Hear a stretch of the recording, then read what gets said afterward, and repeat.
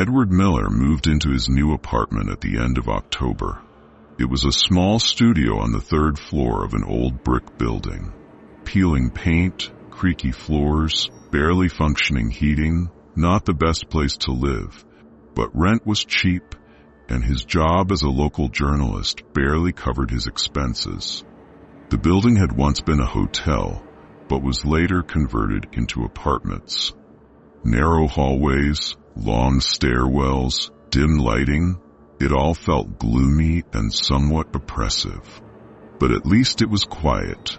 The residents were mostly elderly people and loners. Edward barely saw anyone. An old lady on the first floor, a silent young man living 2 floors up, and a middle-aged man who always smoked on the staircase at the same time every evening. Then, one night, a new tenant moved into the apartment next door. Edward first heard him late at night. Slow, deliberate footsteps in the hallway, the sound of a door closing, then silence. The next day, he saw him for the first time.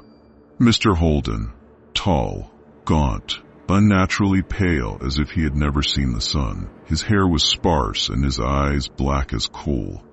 They absorbed light rather than reflected it, sending a deep, unsettling feeling through Edward's stomach.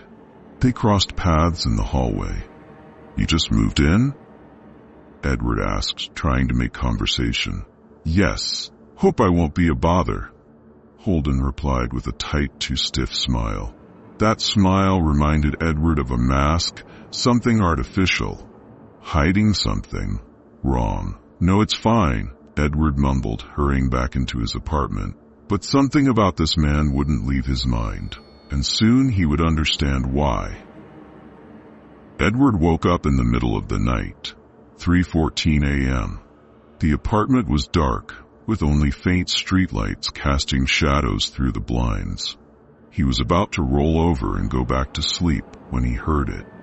A rustling sound, like furniture being dragged. Heavy, scraping noises coming from behind the wall, Holden's apartment. Edward frowned. Maybe he's just unpacking? But the sound was too slow, too deliberate, like someone was dragging something heavy across the floor. Then, a muffled voice. Not words, just a low, rasping whisper. Edward tensed. It was 3 a.m. Who could Holden possibly be talking to? The whispering continued. It was faint at first, but gradually grew louder. Edward felt an unnerving chill. He moved closer to the wall, pressing his ear against it. The whispering stopped. A tense silence filled the room. Then, a dull knock. Right against the wall.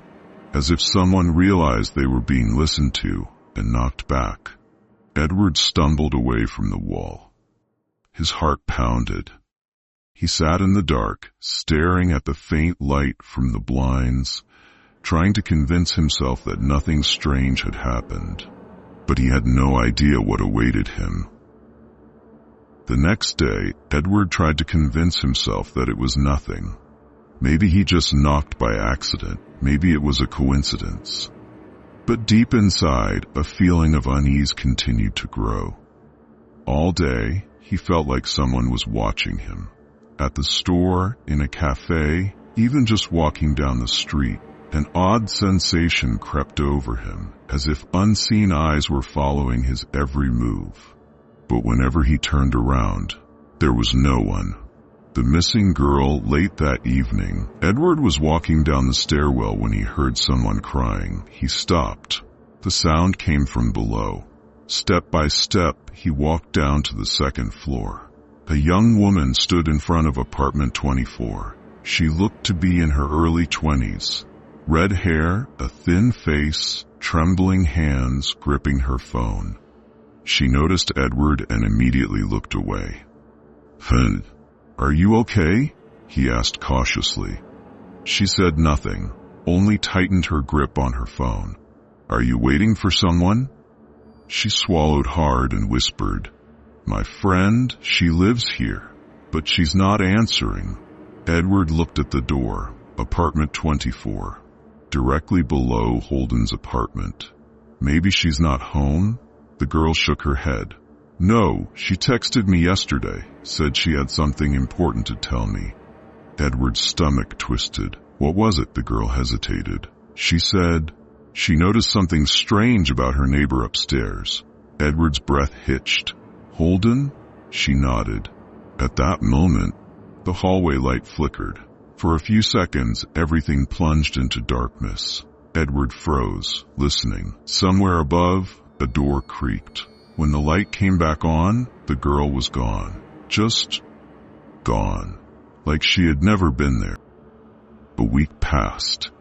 Edward tried to act normal, but the unease never left him. Where had that girl gone? Why had her friend disappeared?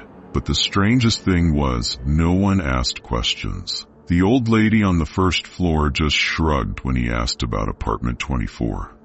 That place has been empty for a long time. Empty? But the girl said. A chill ran through Edward's spine. The late-night sounds. The noises from Holden's apartment continued. Footsteps, slow, steady movements. One night, he heard something new, a scratching sound, like claws dragging across wood. Edward couldn't take it anymore. He stepped into the hallway. The dim light flickered. Holden's door looked normal. But at the end of the hallway, something was wrong. A door that shouldn't exist. Edward knew the building. He knew there wasn't a door at the end of the hall. But now there was. An old wooden door. Dark, no handle.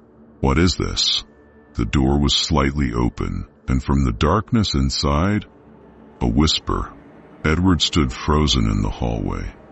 The impossible door gaped open at the end of the corridor. A thin sliver of darkness spilled from within, deeper than any shadow should be. And from inside, a whisper. It wasn't coming from a person. It was everywhere at once, low, crawling into his mind like cold fingers pressing against his skull. You hear me, don't you? Edward's breath hitched. He didn't want to move closer, but his legs did. One step, another.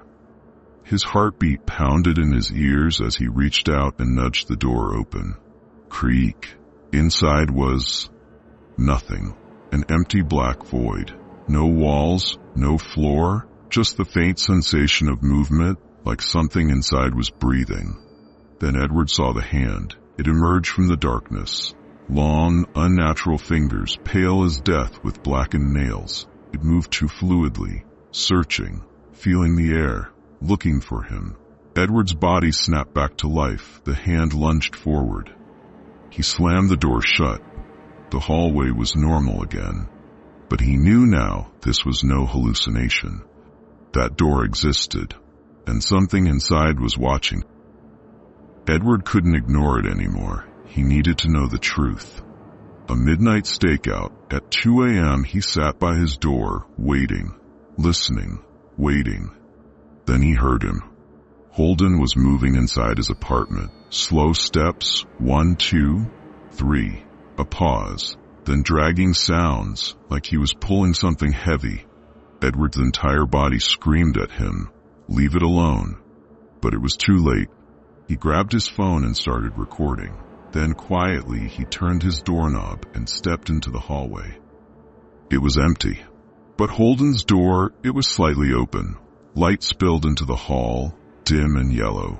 And inside, the room of death. 2 tables. One covered in tools, knives, scalpels, long metal needles. The other, something wrapped in black plastic.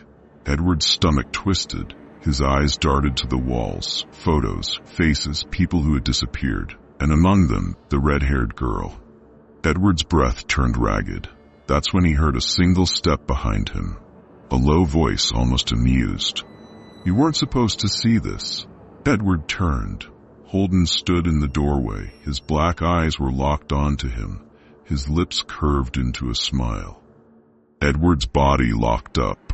Mr. Holden stood between him and the only exit.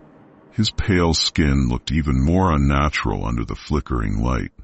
But the worst part was his expression. There was no anger, no fear, only curiosity. like Edward was something interesting to him. A new specimen, a new victim. "You shouldn't have come in here," Holden murmured. His voice was calm, collected, but there was something predatory in it. Like he already knew there was no way out. Edward took a step back. Now he saw everything. "You killed them," Edward whispered. "I preserved them," Holden corrected, still smiling. He gestured at the photographs. "Each of them is part of something bigger." Holden stepped forward. Edward stepped back. "You're afraid," Holden tilted his head. "But don't be. It's quick." Edward didn't wait. He bolted for the door. Holden lunged. The hallway stretched endlessly. The stairs groaned beneath his feet as he flew down them. But Holden was right behind him. Fast. Silent. Inhuman. Edward hit the first floor and lunged for the exit, but the front door was locked. Outside was only darkness. "Did you think I didn't know you were watching?" Holden's voice came from behind. Edward whirled around.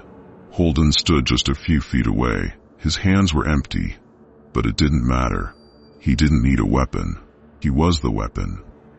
"You're already part of this, Edward," Holden said, smiling. "There's no way out now. One last chance." But there was a way out. Edward turned and sprinted back upstairs. He reached his apartment, grabbed his keys, his hands shaking as he jammed them into the lock. The door swung open. He dove inside and slammed it shut. Silence. A knock. Footsteps outside his door. Then, nothing. Edward stood, back pressed to the door, his lungs burning. But Holden didn't try to enter. He just left. Like he knew something. Like he knew that one day Edward would step outside again. Somewhere in the dark building. 3 days passed. Edward didn't leave his apartment. He called the police, but they found nothing. No Holden, no photographs, no bodies, nothing. As if none of it had ever existed.